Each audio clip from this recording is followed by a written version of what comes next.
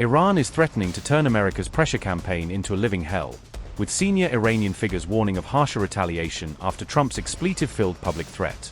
Iran has also escalated its war warnings, with IRGC-linked messaging and senior officials signaling that the US and Israel should brace for more surprises.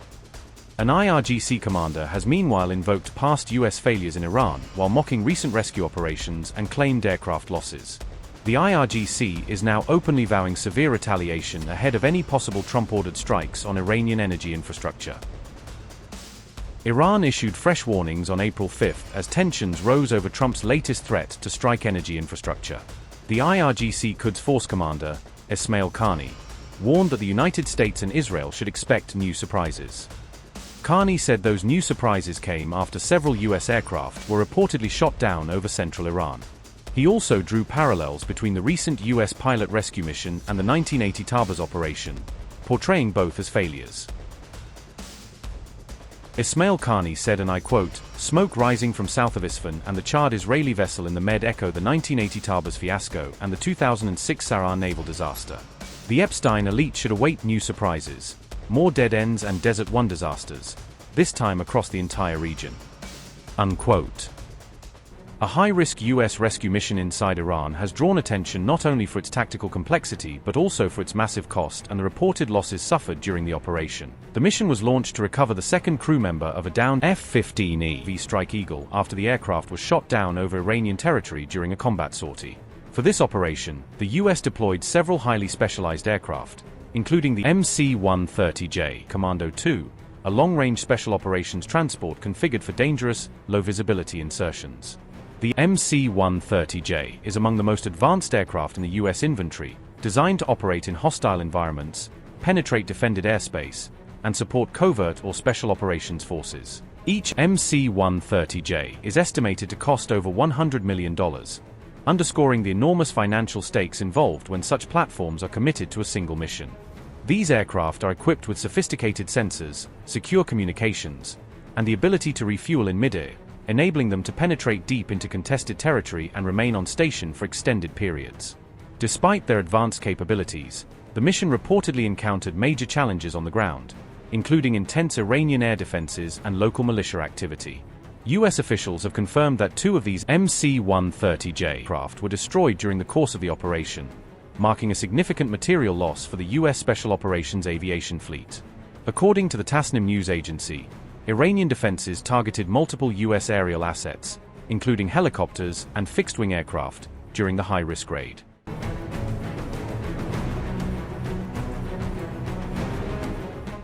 This development comes as President Trump has once again vowed hell for Iran in a profanity-filled Truth Social post, ratcheting up the rhetoric surrounding the conflict.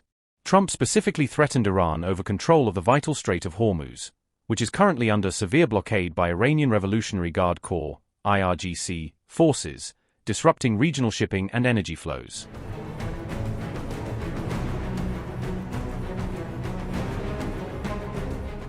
Iran's Revolutionary Guard reportedly said it had downed US jets, drones, and cruise missiles across multiple regions. Tehran also alleged it shot down two MQ-9 drones and destroyed a Hermes drone in key provinces. The US A-10 Warthog was also reportedly hit, with the pilot ejecting safely before the aircraft went down in Kuwait, NBC said. Iran also said another US jet was hit and later crashed into the Strait of Hormuz. The IRGC separately warned on April 5 that any further attacks would trigger even more forceful retaliatory strikes on enemy targets. That warning came after the IRGC said it had carried out attacks on targets in the UAE, Bahrain, and Kuwait. IRGC statement said, and I quote, "Following the American-Israeli enemy attack on the B-1 Karaj Bridge and the Mahahar petrochemical industries, in addition to the operations of the forces affiliated with the Guard against specific military targets, a retaliatory operation was initiated in response to this clear aggression in Wave 96 of the True Promise 4 operations, with the sacred codename Ya Ruqayya, peace be upon her, and dedicated to all the martyred girls. This was carried out within the operational schedule, and during the joint operation between the naval and air forces of the Guard, and up until this morning, the first phase of the response to this aggression was implemented by setting fire to Israeli targets and American economic interests in the countries of the region. A severe attack on a refinery supplying fuel for the child-killing fighter jets of the Israeli entity in Haifa, which led to the destruction of its main sections. An attack on American gas facilities, ExxonMobil, and Chevron, located in Habshan, UAE. A missile attack on American petrochemical facilities producing fuel materials for the American armed forces and military products for the Israeli entity in Al Ruwais, UAE, causing a widespread fire. An intensive attack with attack drones on American petrochemical facilities in Sitra, Bahrain, which led to a widespread fire and the destruction of important parts of this industry, which plays a role in producing oil derivatives required by the American military.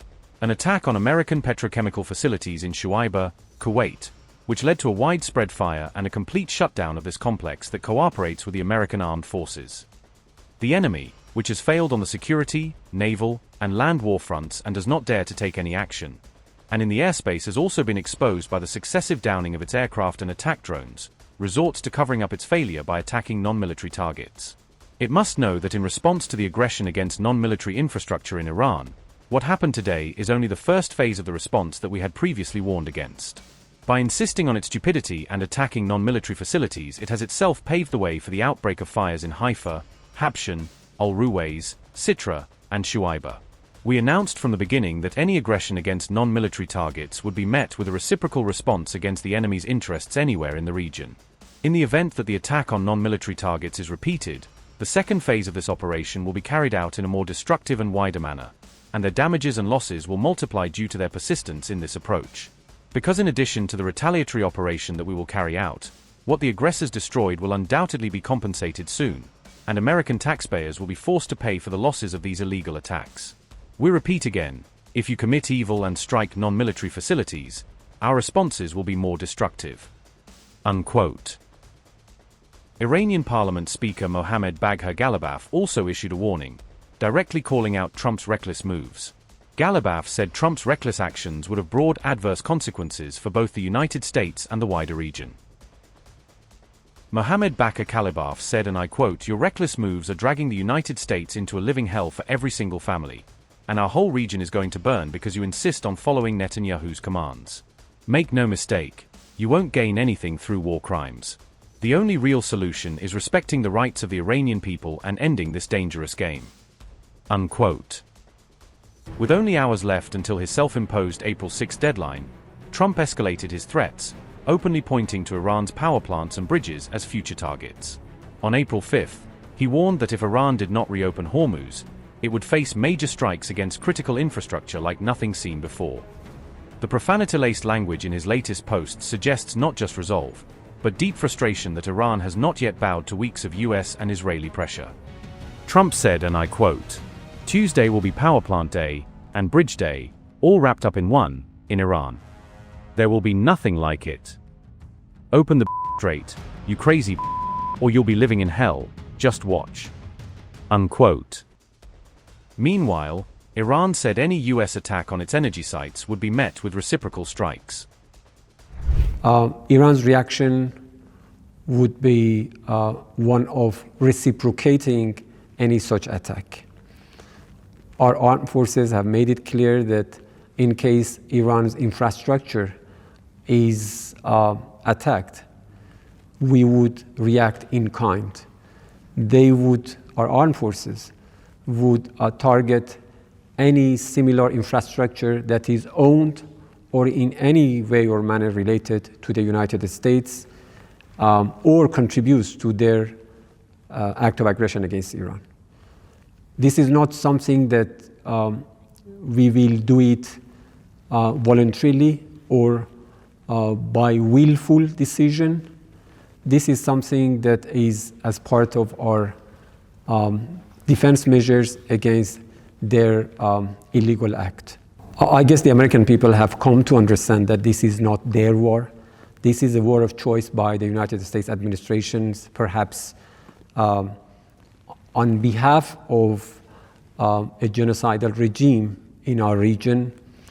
The fact that they poured into the streets of different states and cities of the United States indicate the fact that they're not supporting this war of aggression by their administration against Iran.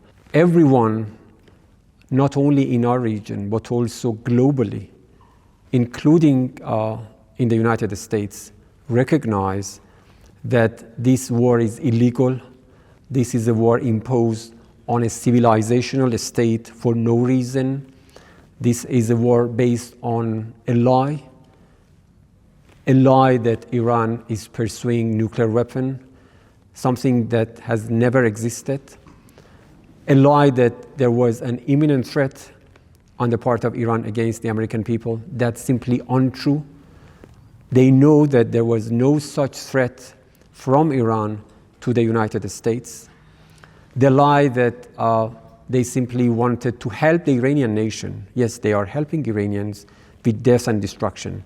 They killed in one single incident, as they call it. It was not an incident, it was a deliberate attack on elementary school in the city of Minat. The same day that they also targeted a sport hall in La Mer, Fars, killing 21 persons. So in a matter of less than 1 hour, they slaughtered more than 200 innocent girls and boys. So these are the conduct of American administration. And I think these war crimes are recorded in the name of the United States people. I think the United States people do not favor, do not approve of these atrocities. They are against these atrocities. The American administrations have been threatening Iran for the past 48 years.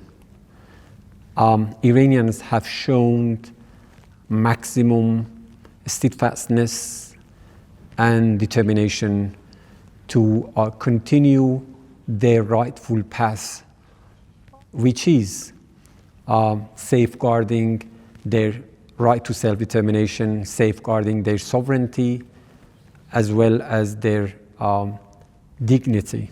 These threats are simply an indication of a criminal mindset.